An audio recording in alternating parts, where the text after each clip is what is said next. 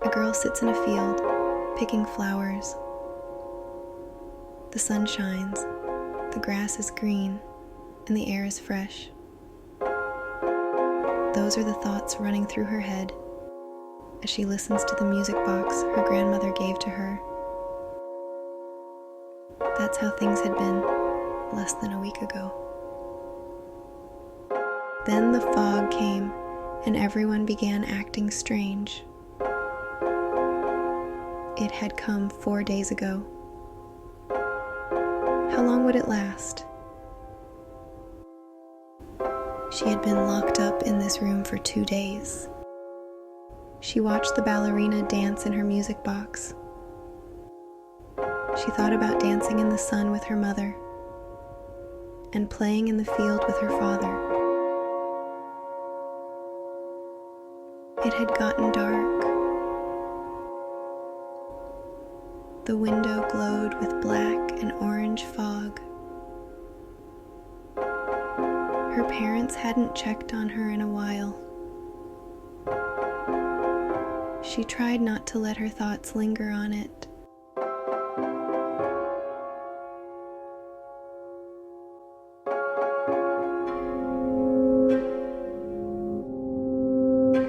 Breath and fire, blood and stem, pluck the flowers and break the skin.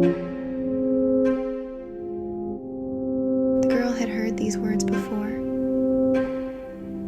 but she tried to ignore it. Every time she let it frighten her, the people outside would get upset. So she focused on her music box and the fun she would have when things went back to normal.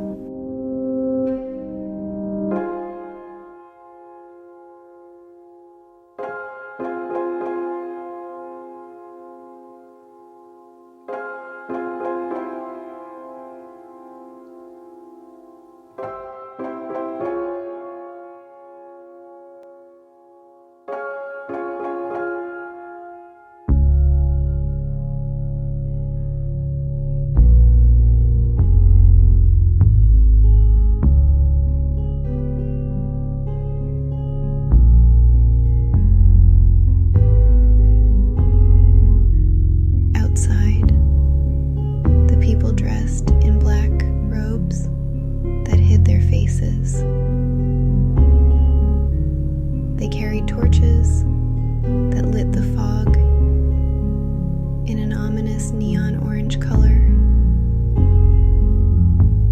They were gathering wood for a massive bonfire.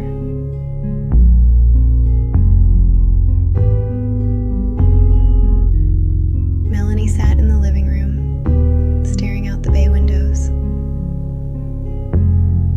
The door was locked, and she waited for her husband to return. She no longer trusted most of her neighbors. And the other people who showed up a few days ago, she definitely didn't trust them. But the TV and internet hadn't worked in days. And those people were the only ones who knew what was going on outside of their little community. She thought the whole situation was being blown out of proportion. But she did have to admit something strange was happening. It was more than panic that had people acting strange.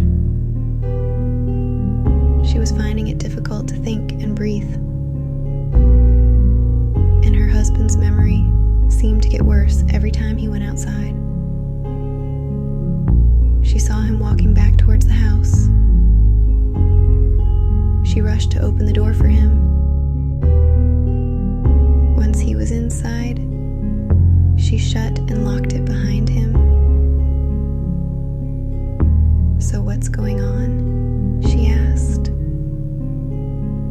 He stood there with a blank look on his face for a minute or two, but slowly seemed to wake up and looked back at her.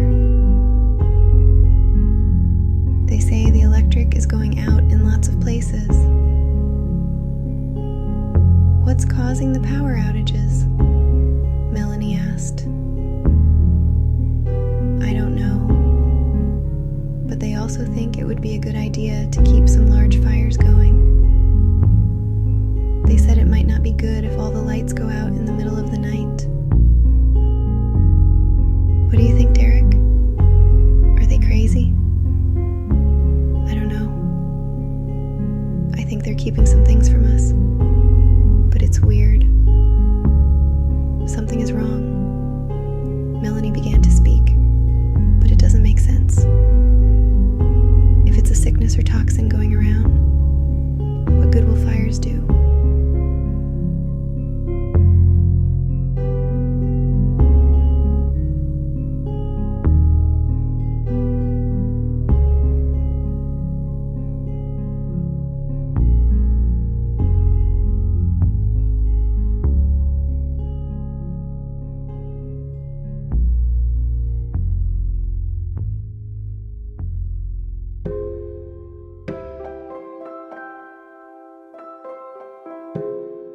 Derek was back outside, walking down the path to his neighbor's house.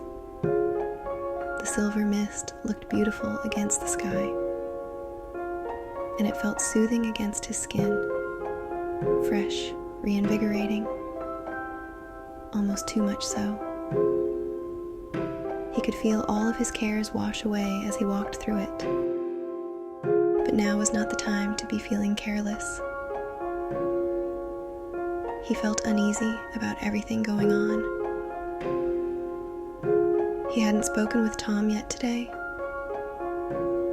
so that's where he was going.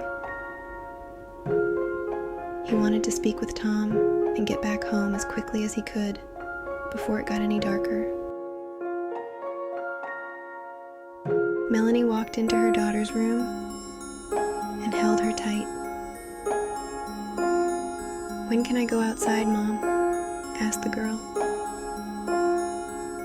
"I don't know, sweetie. Your father and I are trying to figure out what's going on. He's went to go speak with Tom and see if we can stay with one another until this blows over." Just then, the power went out in the house. The girl screamed, "Shh! Everything is fine. The power just went out. Why don't you come wait with me by the door for Daddy to get back home, okay?" As they waited by the door, the little girl wound up her music box and stared out the bay window. The bonfire across the street was now roaring, and many of the neighbors gathered around it with the other people.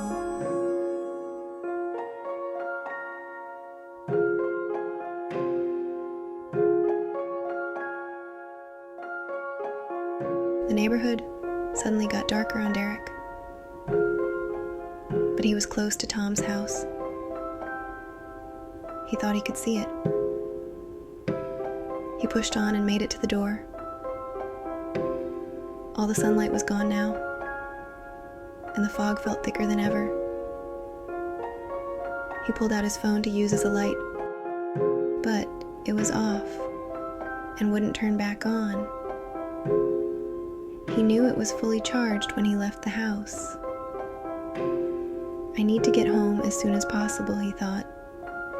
He walked into the house and yelled for Tom and his family. The house was pitch black. He made a lap through all the rooms, but no one was home. He checked around outside. All the cars were still there. Where could they have gone? He was sure Tom would have told him before he packed up and left. He felt a strong uneasiness come over him.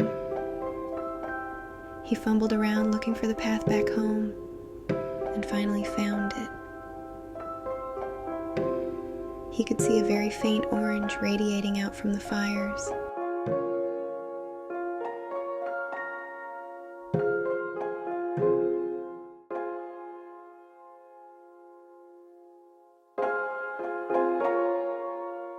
Her mother had stuffed her in the closet and told her to be quiet. She was talking to some people through their locked front door.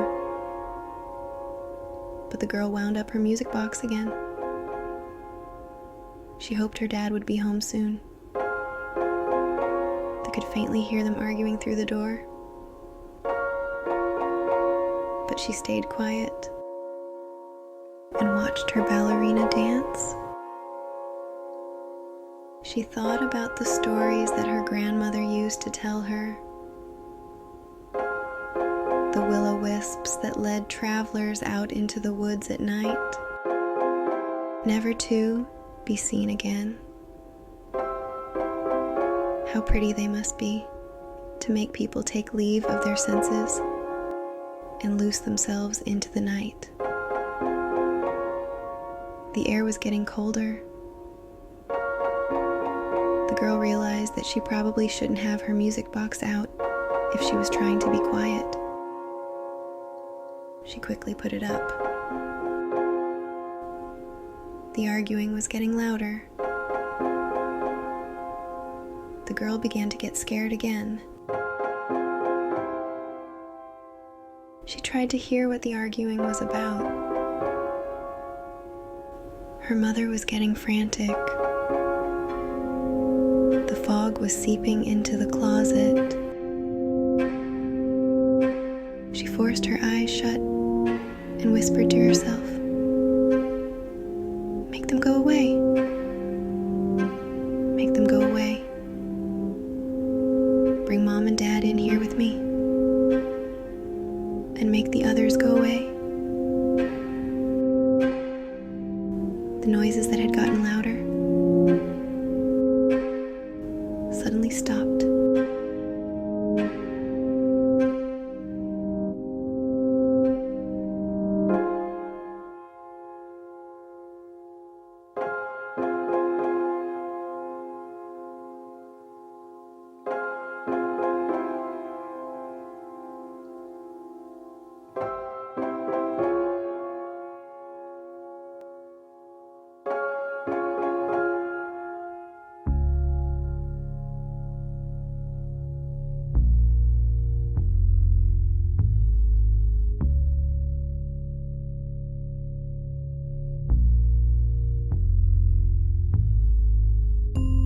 The door to the closet opened.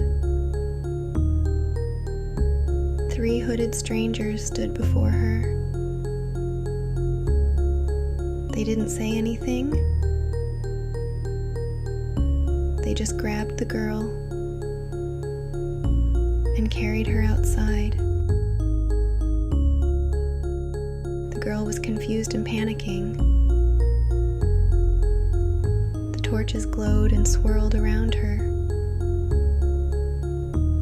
Black shrouds and the faces of various neighbors she barely recognized twisted in and out of the thick fog.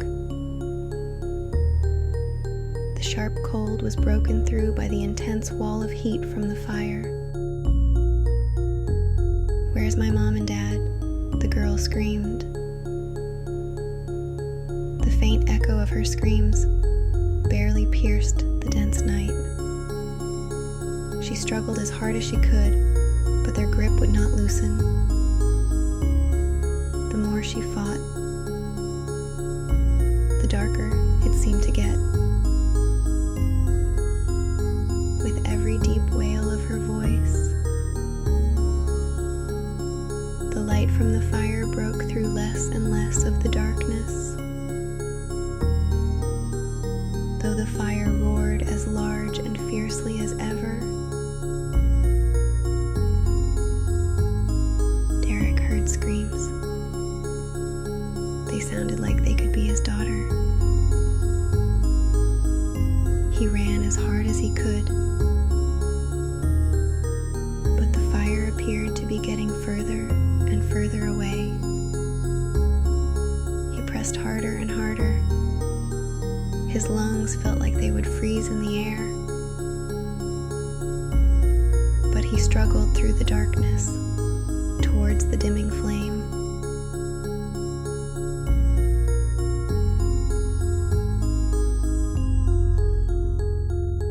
Melanie began to wake. She was laying on the ground and her head throbbed. Where was she? What was going on? The front door was open. People were gathered across the street outside. She looked behind her. The closet door stood wide open, and the inside was empty. Where was her daughter? Her music box laid on the ground, just on the other side of the front door. Melanie staggered to her feet and ran outside. They had her. Before she could get any closer, several people restrained her. She fought and screamed for her daughter, but she couldn't get through. Her daughter was being restrained by two of the men in robes. They had her mouth covered now, but her eyes were still visible. Melanie could see the tears bubbling up in her daughter's frightened gaze. "I'm sorry, Mrs. Melanie, but she is making it worse. Her fear threatens to put out the fires. Too many people have already disappeared. If you and your husband refuse to fall in line, we will be forced to do something with you as well." Melanie didn't understand what he was saying, but she continued to fight as hard as she could to get to her daughter. "Please just give her back to me. We can talk about this. Just give her back to me first." She looked around at the lifeless faces around her. None of them seemed to show a shred of emotion or comprehension for what was going on. "I'm truly sorry, Mrs. Melanie, but it is already decided, and we must act fast. The light must be fed, or the dark will consume all." A large log was dragged out from the crowd. They gagged the little girl and began to tie her to it. Melanie's mind refused to understand what was going on. Melanie stared into her daughter's eyes as she stared back into hers. The girl's entire body was shaking, and she began to hyperventilate. The log was hoisted into the air and carried towards the fire. The girl looked up at the dark sky above her. The stars were not visible, but she could see the silver of the dense fog shining against the fire. The sounds of the crowd, her mother's screams, the intense heat near her. Everything was drowned out by the rush of her heartbeat and the thickness of the air filling her body. Breath and fire, blood and stem, pluck the flowers and break the skin.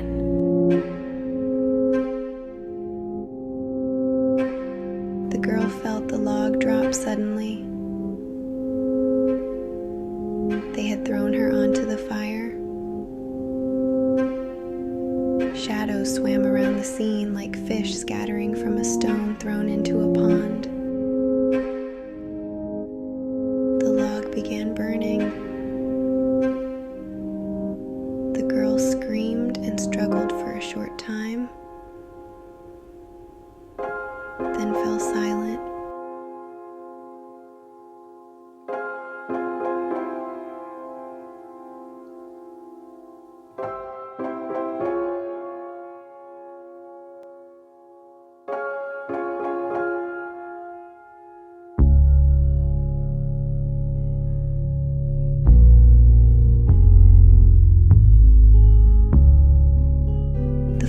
Flared white and rose into the sky. A magnificent, feminine silhouette appeared inside the flame, and the fire quickly died down to embers. darkest depths, pain and anguish whisper my name. Sorrow woven in despair, I, numbed, do ensnare.